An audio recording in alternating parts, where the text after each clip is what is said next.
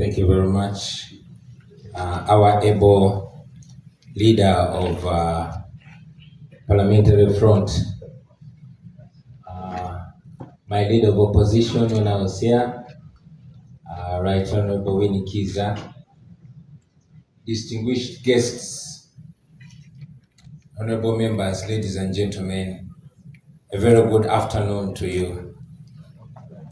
I want to salute our parliamentary team for work very well done.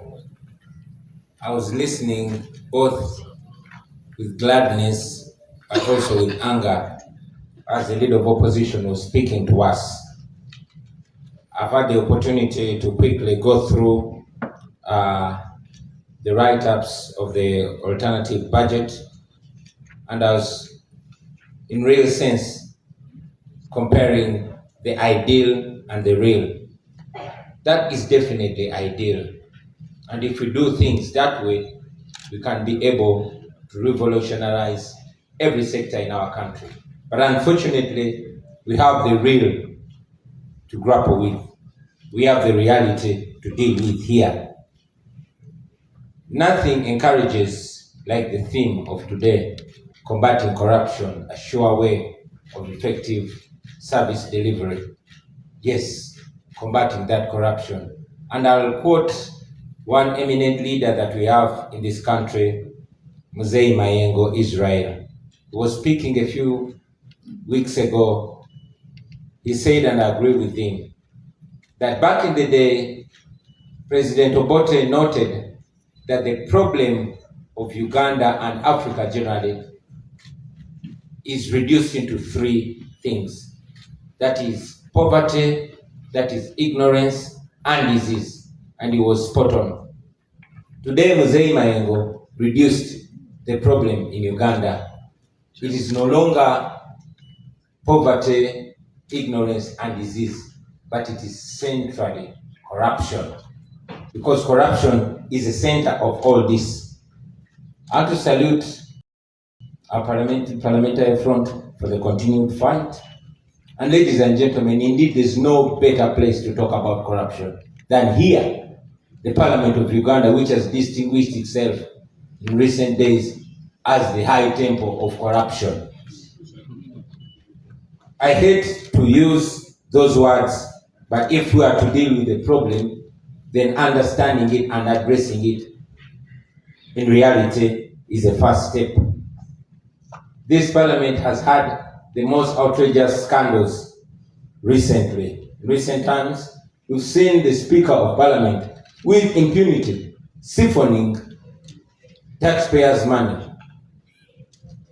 In recent days, we have seen this parliament doing unprecedented things. We've seen in this parliament the Speaker of Parliament and government ministers sharing iron sheets meant for the poorest of the poor in Uganda. It is in this parliament that we've seen the leader of opposition rewarded before he works. It was in this parliament where we saw that so-called service award. And it is this parliament that provoked the conscience of even our young people. We all remember the young people of this nation getting up and deciding to have a march to parliament. Many of them were arrested, as you read in the newspapers, tortured, and even sodomized for daring to counter corruption. For those young people that were trying to make their way to parliament and failed, I thought that maybe today I could try to be their spokesperson, to be their mouthpiece, and say to you what those young people were not able to say. Friends, corruption, I think, has become cliche. It has become, corruption is too cool a name to give to what is being done. A while ago, the head of Transparency International defined corruption, and I agree with him, as the cold and calculated robbery of a people's future, of people's opportunities. And I agree, because it is corruption that has stolen the future of the people of Uganda. Many of you who are under 50 have seen that corruption has robbed all your youthful and useful days from you. Corruption has stolen the vision of Uganda from the people of Uganda. I could go on and on and on about corruption, since we Ugandans all know that our country ranks number 140 out of 180 countries, the most corrupt. That means we're only 40 countries shy from the corruption trophy. A situation where we lose almost half of the revenue collected in Uganda. That corruption should be, looked at as a corruption in crisis level. We are in trouble because of corruption. The Inspector General of Government, the current one, Betty Kamel, who we expect to most understand corruption, defined it, simplified it a few weeks ago in an online video, and I agree with her.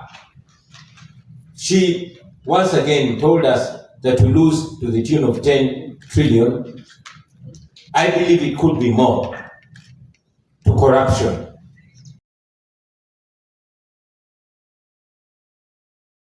Out of the 45.9 million Ugandans, it is only 350,000 Ugandans that are in that circle. Now, these are not the people controlling the country or our economy. These are just a group of people that I would call enablers, including some of you members of parliament, including all the people that are being used. But again, she goes further to show us that a small group of people that are even 10% or less of the enablers, that is roughly 35,000 people. This is a small group of people that is milking the entire country, and we all know these are the people that have decided that our country is supposed to go down the drain. Let us imagine what 10 trillion can do. A little while ago, we were imagining what that money can do if corruption was stamped out. 10 trillion lost every year. Imagine what that money can do to our road network. Imagine what that money can do to our hospitals and health centers. Imagine if we set out to use that money to transform our schools. Unfortunately, that money goes to a few. So as we stand here, ladies and gentlemen, we should reflect on so many things that have been said. Otherwise, we'll continue saying it and saying it and saying it. Recently, we lost one of Uganda's international journalists, Shakasai, and he was quoted to have said that one of the biggest achievements of the Museveni regime is institutionalizing corruption. And that is true, because we all can realize that corruption is a currency in this regime. Corruption is used to reward the corrupt and to silence or even eliminate those that are fighting it. It is the sure way of General Museveni to hold on to power. And now we are at this parliament, I can even dare say that this our parliament has also been reduced. This our parliament, just like the Museveni regime, it attracts the worst of characters and corrupts the best. It is my hope and prayer that our leadership here will not be compromised like it was a while ago. So I want to implore all of you, friends, that you are supposed to be the voice of those people, the majority, that are overtaxed but receive zero or very limited services from the government. I want all of you to know that it is possible if you stand firm. It is hard to stand firm. Our leader of opposition said one time, and I agreed with him, that when you fight corruption, corruption fights back. I just want to assure you, friends, that for those of you who fight corruption, you will never fight alone. We, the people of Uganda, will stand with you. We will back you up. We will fight with you. And as we are taught, the people united cannot be defeated. You won't be defeated. Finally, friends, I also want to mention that corruption, on a close analysis, is but just a symptom of a bigger problem. And that problem is misrule. That problem is dictatorship. That problem is a rulership, not a leadership. A rulership that has no account,